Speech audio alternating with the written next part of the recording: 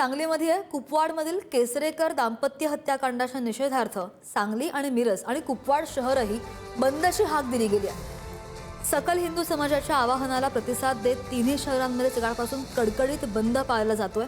अत्यावश्यक सेवा वगळता सर्व व्यवहार ठप्प आहे।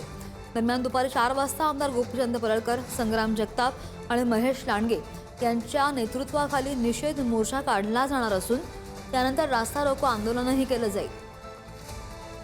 सांगलीच्या कुपवाडमधील केसरेकर दाम्पत्याच्या हत्याकांड निषेधार्थ आज सांगली, मिरज आणि कुपवाड या 3 शहरांमध्ये बंद पाळण्यात आलेला आहे। तसेच दुपारी या ठिकाणी मोर्चा काढून रास्ता रोको आंदोलन देखील करण्यात येणार आहे। सध्या आपण मिरजमध्ये आहोत आणि मिरजमध्ये जर पाहिलं तर अत्यावश्यक सेवा वगळता इतर सर्व व्यवहार हे पूर्णपणे बंद ठेवण्यात आलेले आहेत।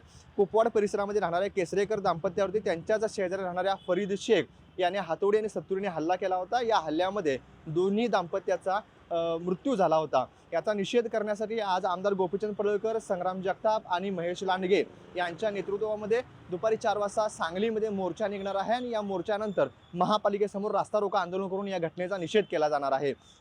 केसरेकर दाम्पत्याच्या घराशेजारी राहणाऱ्या फरीद शेख यांनी हा हल्ला केला होता। या फरीद शेखवरती फास्ट ट्रॅक कोर्टामध्ये खटला चालवला जावा आणि त्याला तत्काळ फाशी शिक्षा दिली जावी अशी मागणी सकल हिंदू समाजाकडून करण्यात आली आणि याच निषेधार्थ आज सांगली, मिरज आणि कुपवाड या तिन्ही शहरांमध्ये सकाळपासूनच कडकडीत बंद पाळला जातोय।